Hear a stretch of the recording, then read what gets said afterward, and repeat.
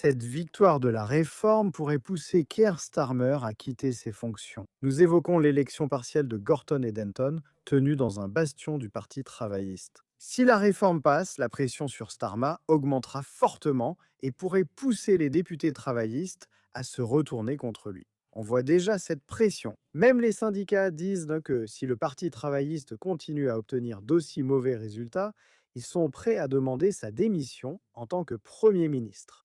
Concernant l'élection partielle de Gorton et Denton, il faut noter un léger changement, le Parti des travailleurs.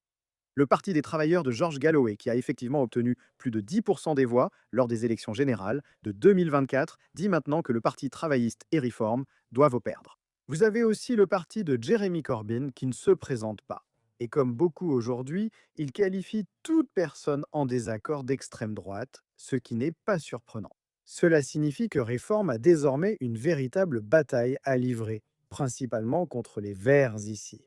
Chez Ladbrokes, les Verts ont maintenant une chance implicite de 55% de gagner. Le Parti travailliste sera moins contrarié que Reform si les Verts gagnent.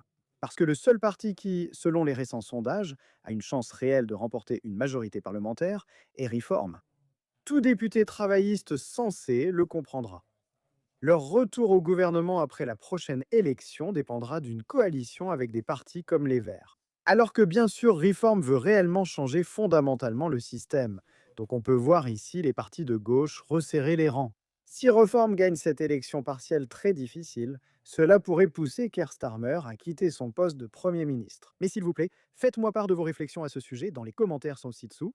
N'hésitez pas à mettre un petit pouce bleu à cette vidéo et bien sûr, comme toujours, merci de regarder.